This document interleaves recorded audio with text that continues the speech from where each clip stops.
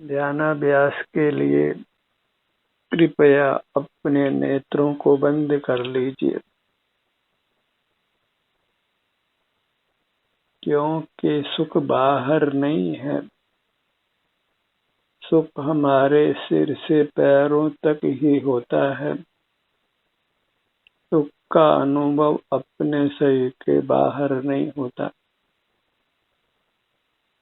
सुख शक्ति हमारे सिर से पैरों तक ही है।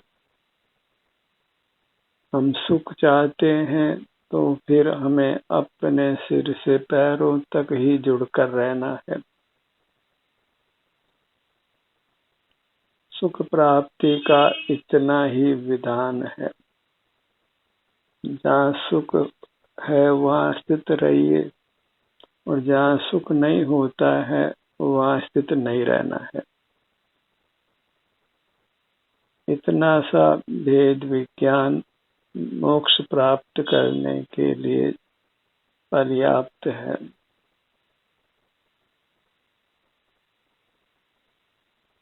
सिर से पांव तक हम हैं, हमारा स्वरूप है, और वही सुख का अनुभव होता है, इसलिए वह सुख स्वभावी है। और दुख होता है वह इसलिए कि जहाँ सुख नहीं है वहाँ हम जुड़ते हैं, पदार्थों को विषय बनाते हैं जिनमें सुख नहीं है। बाह्य पदार्थों को विषय करते हुए कदाचित हम विषय सुख भोगते हैं, और उसका फल फिर कालांतर में आता है। तब हम अपने शरीर में दुख भोगते हैं। बीज आज बोते हैं और उसका फल कुछ काल पश्चात आता है। ऐसे विषय सुख आज भोगते हैं और उसका दुख बाद में भोगना पड़ता है। जो अपना ध्यान हम अपने स्थल पर लाते हैं, अपने सिर से पैरों तक, तो सुख के स्थान पर वेदना का अनुभव हो, तो वह इसलिए कि हमने पूर्व में विषय सुख सेवन किया, मूर्त पदार्थों से युक्त हुए, और उसका फल आज शरीर में अनुभव में आ रहा है।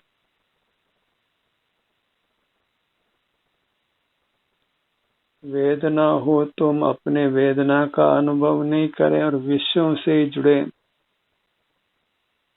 तो फिर हम शरीर में दुखों से कभी मुक्त नहीं हो सकते।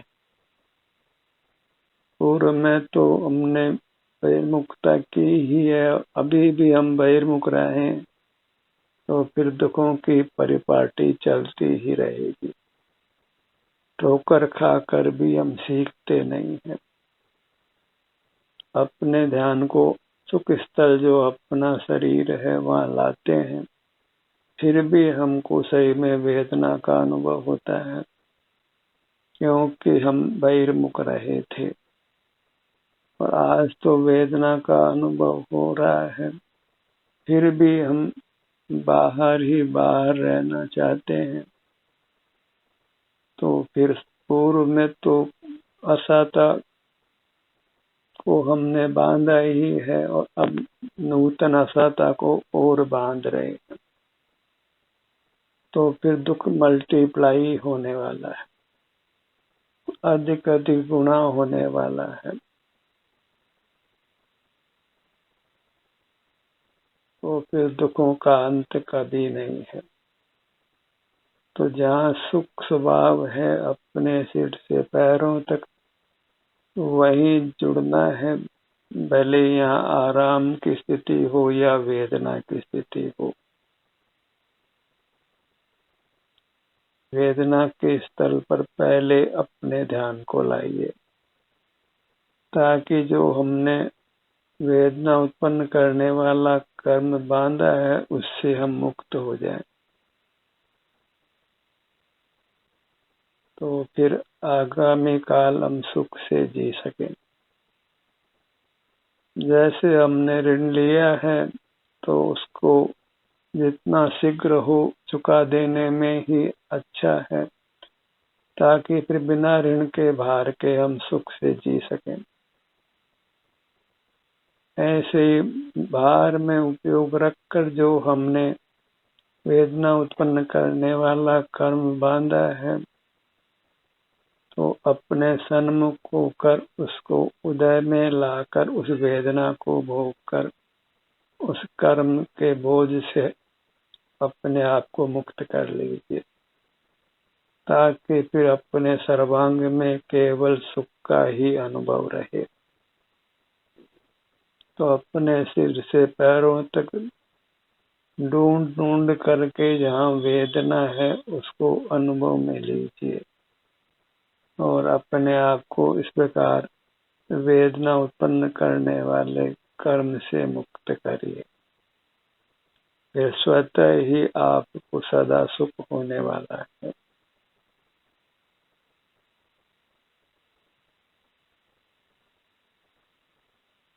किसी व्यक्ति को आजीविका मिल रही हो तो भी वह पढ़ाई करता है, आजीविका नहीं करता है, ताकि फिर भविष्य में उसको अधिक धन का अर्जन हो सके। तो आज वह आजीविका का त्याग भी करता है। ऐसे अपने सन्मुख होकर हम वेदना को भी भोगते हैं, ताकि आगामी काल हम सुख से जी सकें। It is planning for the future. अपने कैरियर को बनाना है, अपना उत्तम भविष्य का सर्जन करना है।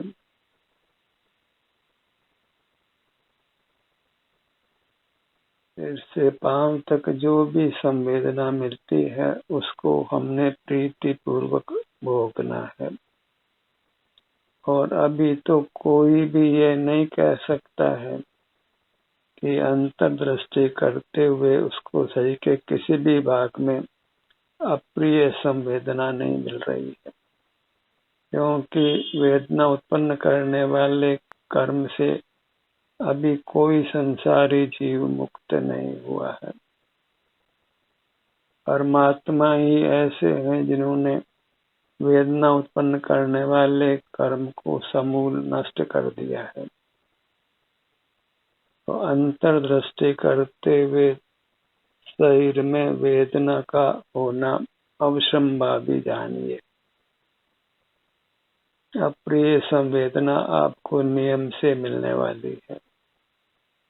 जब आप अंतर यात्रा करेंगे, हर भाग पर अपने ध्यान को लाएंगे, तो किन्हीं भागों में आपको अप्रिय संवेदना मिलने वाली है। तो उस संवेदना से हमको दूर नहीं भागना है, उसके बारे में कोई अरोचक परिणाम भी नहीं करना है, उसकी निवृत्ति का उपाय भी नहीं करना है, मात्र उसका अनुभव करते हुए रहना। क्योंकि बद्ध कर्म से मुक्त होने का दूसरा कोई उपाय नहीं है। औषधि आदि के सेवन से हम बद्ध मूर्त कर्मों को नष्ट नहीं कर सकते हैं, भले उन कर्मों को हम आगामी काल में भोगने योग्य बनाएं, पर औषधि आदि से वेदना उत्पन्न करने वाले कर्म का नाश नहीं होता है, क्योंकि कर्म का नाश मात्र अपने अनुभव से होता है। और अपने अनुभव में यदि वेदना आ रही है तो उसको भोगना ही होता है। अपने ध्यान को बाहर लाकर अन्यत्र व्यस्त करने से हम उस बद्ध मूर्त कर्म से मुक्त नहीं होते। पेन किलर आदि का सेवन करके उस कर्म को हम आगामी काल के लिए उदय करने योग्य बनाते हैं, तो उससे भले ही तत्काल में आराम आता हो, पर उसका फल आगे भोगना ही पड़ता है और आगे हमको दुख रखना नहीं। अपने भविष्य को उत्तम बनाना है। आज थोड़ा दुख भोग करके हम उससे मुक्त हो सकते हैं, और यदि बहिर्मुखी रहे तो दुख बढ़ता ही जाना है, असह्य हो जाना है, और हम दुख नहीं चाहते हैं। तो अपने सन्मुख रहकर वेदना उत्पन्न करने वाले कर्म से अपने आप को मुक्त करते रहिए, ताकि हम उत्तम भविष्य की रचना कर सकें, अनंत काल तक सुख से रह सकें। जो भी मुक्त हुए हैं उन्होंने अंतर्मुख होकर वेदना भोग कर तत्संबंधी कर्मों से अपने आप को मुक्त किया है। और वेदना के अनुभव से कर्म का बंध होता है, यह तो अत्यंत विपरीत बात है। कर्म का फल भी भोगे और फिर कर्म को बांधे भी, ये बात तो लोक में भी नहीं होती है। हम शांति से जेल में दंड को भोगे और फिर उससे जेल और मिले, ऐसा तो लोक में भी नहीं होता है। और शांति से जेल को हम भोग लेते हैं तो कदाचित जेल की अवधि कम भी हो सकती है, और उसके विरोध करें तो फिर जेल की अवधि बढ़ ही जाती है। तो जो भी अंतर्दृष्टि करते हुए कदाचित सही के किसी भाग में वेदना का अनुभव होता है तो उसका विरोध मत करिए, जहाँ तक संभव हो उसको सहन करिए। वेदना का प्रतिकार किसी प्रकार से भी करना, औषधि से या अन्य उपाय से, तो वह सब योग्य नहीं है। उससे हम तत्संबंधी कर्मों से मुक्त नहीं होते हैं। जैसी भी स्थिति हमें अपने सिर से पैरों तक अनुभव में आती है, बस उसको हमने स्वीकार करना है। तभी हम अपने सन्मुख स्थिर रह सकते हैं। पूर्वबद्ध कर्मों की निर्जरा होती है।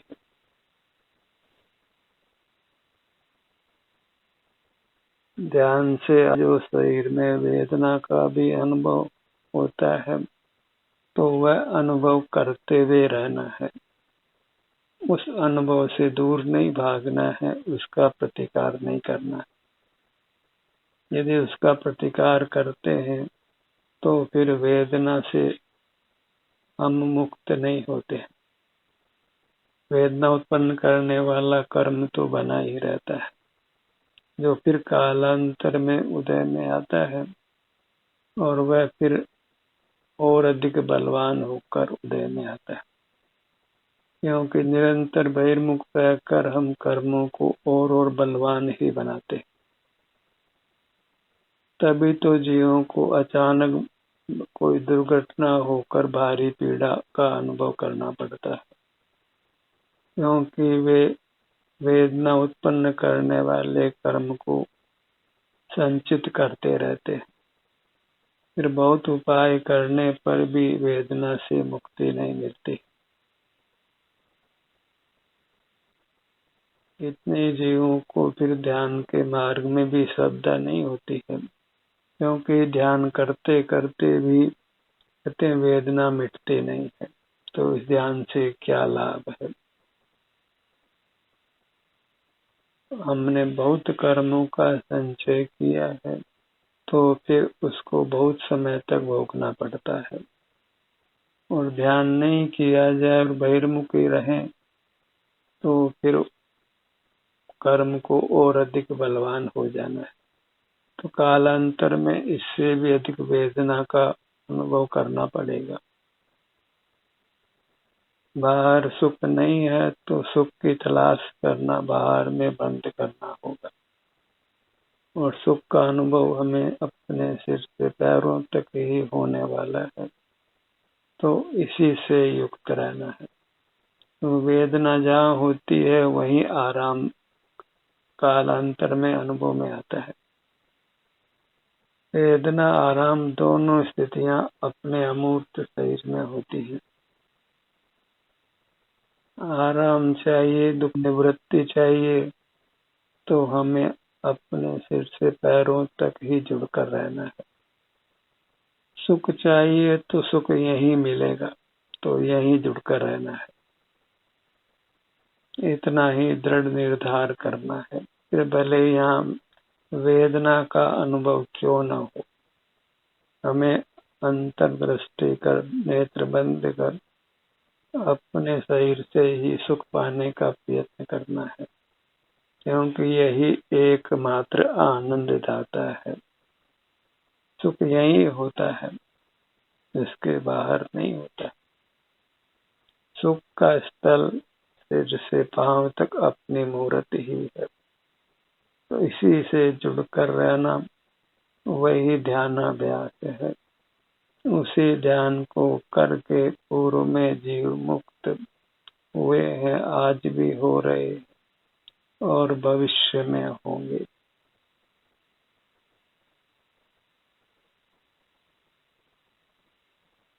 अपने मुद्रा को ही लक्ष्य में रखिए, भले आपका ध्यान इसके किसी भाग में हो, पर अपने इस शरीर से बाहर जाना व दुखों को ही निमंत्रण देना है। बाहर की दुनिया से जुड़ना व दुखों को निमंत्रण देना है, और दुख हम नहीं चाहते हैं। बाहर सुख नहीं है तो बाहर से जुड़ना नहीं है। भीतर सुख अपने में ही है तो अपने से ही जुड़ना है। इसका एक टूक निर्णय करिए, निसंक होना है। संशय की स्थिति में आप अपने सन्मुख नहीं रह पाएंगे। युक्ति से, अनुभव से इस मोक्ष मार्ग की परीक्षा करके फिर निसंक हो जाइए। बहिर्मुख जीव नाना दुखों को भोगते हैं और अंतर्मुख जीव निर्विकल्प रहकर परमात्मा हो जाते हैं। ऐसा हम प्रकट अनुभव कर सकते हैं कि जब अंतर्दृष्टि होती है तो हमारे विकल्प शांत होते हैं, हम मन की कोलाहल से मुक्त होते हैं, स्वास्थ्य में भी सुधार आता है, हम सुख शांति का अनुभव करते हैं। और बाहर में वास्तव में कोई वस्तु हमारी नहीं है, क्योंकि इसको हम लेकर नहीं आए थे और लेकर नहीं जाएंगे। तो वह परवस्तु है, तो परवस्तु का सेवन करना, देखना, जानना तो लोक में भी बुरा माना जाता है। इसलिए अपनी वस्तु अमूर्त है, वह देखने जानने का विषय तो नहीं है, पर उसका संवेदन अवश्य होता है। सिर से पांव तक सुख दुख का संवेदन तो नियम से होता है, और वह संवेदन ही अपना अनुभव है, वही मोक्ष का मार्ग है। भले ही कोई ध्यान में यह कहे कि अपने सिर के भाग को देखिए, पर वास्तव में सिर का भाग देखा नहीं जाता है। सिर के भाग में जो आराम वेदना की स्थिति है, उसका हमें अनुभव होता है। देखना जानना मूर्त पदार्थों के संबंध में ही लागू होता है। अपने मूर्त तो सुख स्वभावी होने से इसमें सुख या दुख का अनुभव होता है, और कुछ भी नहीं मिलेगा। अपने सन्मुख होंगे तो सिर से पांव तक आपको सुख मिलेगा या वेदना मिलेगी। इससे छूटकर ही बाह्य पदार्थों का जानना होता है या विचारों की उत्पत्ति होती है। अपने सन्मुख होने पर तो हम आराम या वेदना का ही अनुभव करते हैं, और वही अनुभव मोक्ष का मार्ग है।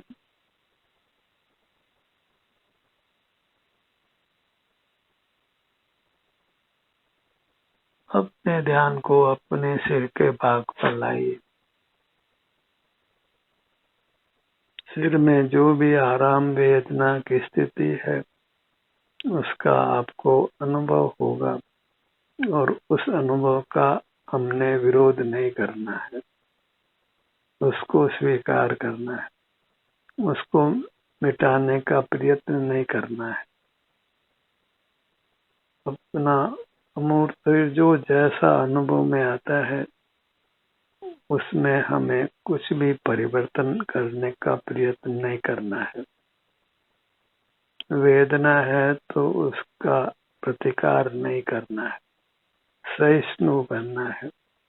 अन्यथा तो परवस्तुओं के सेवन का कभी अंत नहीं है, बहिर्मुखता का अंत कभी नहीं है। एक रोग मिटता है और दूसरा रोग हो जाता है, आज नहीं तो कल होगा, क्योंकि बहिर्मुख दशा में निरंतर सुखी कोई नहीं रह सकता है। और जब शरीर में वेदना नहीं हो, हम बहिर्मुख रहते हैं तो वेदना नहीं होने पर भी आकुलता होती है यदि हम बहिर्मुख रहते हैं, क्योंकि राग द्वेष के प्रकरण नियम से बहिर्मुखता में बनते हैं। सही में आराम की स्थिति को भी हम बहिर्मुख होकर आकुलता से भोगते हैं, उसका लाभ नहीं ले पाते हैं। शरीर में वेदना नहीं होने पर हम अत्यंत स्वच्छंद होकर बाहर की दुनिया से जुड़ते हैं, वहां से सुख पाना चाहते हैं, वहीं नाना उपलब्धियों को पाना चाहते हैं। इस प्रकार हम अपनी मूर्त से ही विमुख रहते हैं और अपनी मूर्त ही नियम से अपना भगवान है।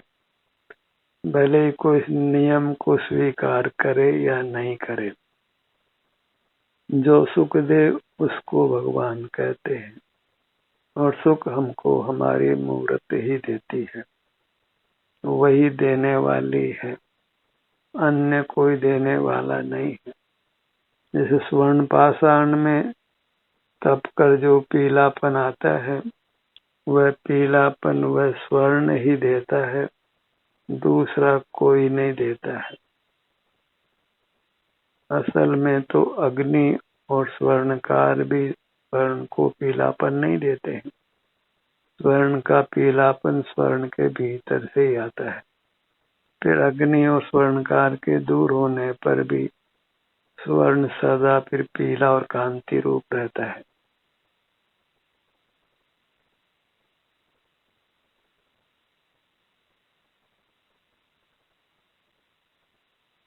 अपने ध्यान को अपने ललाट भाग पर लाइए।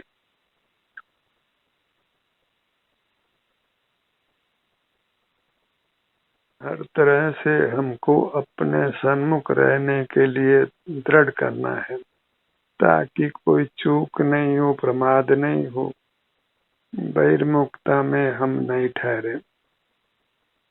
कदाचित बहिर्मुखता का कोई कारण बनता है तो शीघ्र ही लौटकर अंतर्मुख हो जाना है।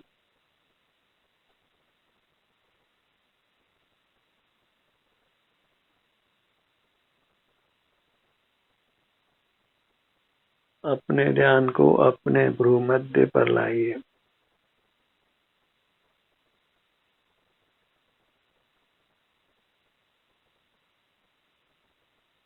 आराम या वेदना की स्थिति का ही अनुसंधान करिए, उसी का सेवन करिए।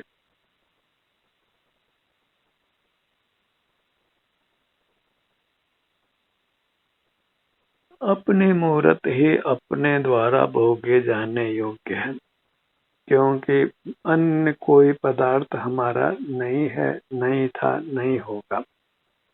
कल्पना में ही परवस्तु को अपना मान लेने से वह अपनी नहीं हो जाती है, क्योंकि जो पर है वह पर ही रहेगा और जो स्व है वह स्व ही रहेगा। तो अपनी मूर्त ही एकमात्र स्व पदार्थ है, वही भोगने योग्य है। उसी के भोग से सब बद्ध मूर्त कर्मों से मुक्त होकर जीव परमात्मा होता है।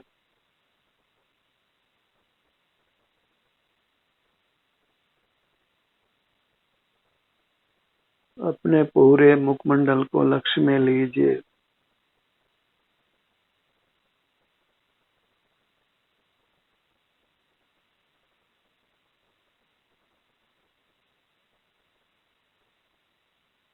सिर से पांव तक ही हमें बने रहने का हर प्रयत्न करना है। हर भाग को संवेदन कर दुखों से मुक्त रखना है, कर्मों के बंधन से मुक्त करना है।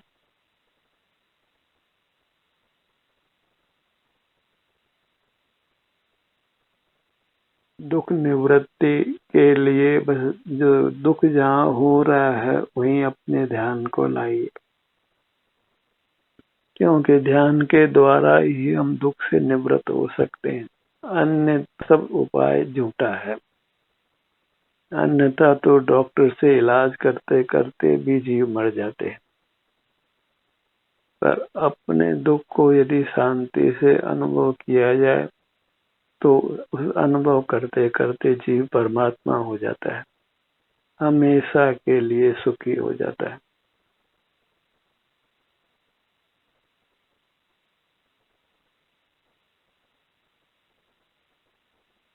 अपने ध्यान को अपने दोनों नेत्रों के भाग पर लाइए। सुख चाहिए तो सुख दुख की जो स्थिति भीतर है अपने शरीर में है, उसी को सतत भोगते हुए रहना है, उसी का अनुभव करते हुए रहना है। अन्य सब कामों से अपने को यथासंभव मुक्त रखिए, तभी आप इस काम को कर पाएंगे। जन्म मरण से मुक्त होकर परमात्मा हो पाएंगे, सब दुखों से मुक्त हो पाएंगे। सुख दुख अपने सिर से पैरों तक ही होता है, वही अनुभव में आता है, तो यही सुख का स्थल है। दुख तो सुख का ही रूपांतरण है, जो पूर्व में बहिर्मुखता के अपराध में यहाँ उत्पन्न होता है, और उसको शांति पूर्वक भोग लिया जाए तो फिर सदा के लिए हम दुखों से मुक्त हो जाते हैं। इसलिए एक ही लक्ष्य बनाइए कि हमें अपने सिर से पैरों तक जो भी आराम या वेदना की स्थिति है उसको अनुभव करते हुए रहना है। आराम की स्थिति में तो और मन चंचल होता है, क्योंकि हम बहिर्मुख होने के लिए आजाद हो जाते हैं। तो वेदना के स्थल पर आप निरंतर जुड़कर रह सकते हैं। सिर से पांव तक वेदना के स्थलों को ढूंढकर वहीं वेदना का अनुभव करते हुए रहिए। वेदना को भोग कर जब आप मुक्त हो जाएंगे तो सुख तो फिर अनंत काल तक भोगना, फिर कोई बाधा आने वाली नहीं है। जो कुछ दुख भोगना है अभी भोग लीजिए, और फिर कालांतर में अनंत काल तक सुख से रहिए। ऋण चुकाते समय कुछ हमको कष्ट भी भोगना पड़ सकता है, थोड़ा कम खर्च करके भी काम चलाइए, और ऋण मुक्त होने के बाद फिर सदा सुख से रहिए। इस प्रकार अंतर्दृष्टि करके वेदना को भी भोगना पड़ता है, तो उस वेदना को भोग लीजिए, फिर अनंत काल तक आपको सिर से पैरों तक सुख का ही अनुभव होने वाला है। तो सिर से पांव तक ही सुख का स्रोत है, वह मिली वेदना है तो भी उसको भोग कर वेदना से अपने आप को मुक्त करिए। फिर सिर से पांव तक अनंत काल तक अनंत सुख ही रहने वाला है। किसी बाह्य वस्तु की किंचित भी आवश्यकता रहने वाली नहीं है, और बाह्य पदार्थों की आवश्यकता नहीं हो, इससे बड़ा सुख लोक में दूसरा कोई नहीं है। क्योंकि बाह्य पदार्थों को जुटाने में बहुत कष्ट होता है। ध्यान का सत्र यहीं समाप्त होता है। आपकी सहभागिता के लिए धन्यवाद।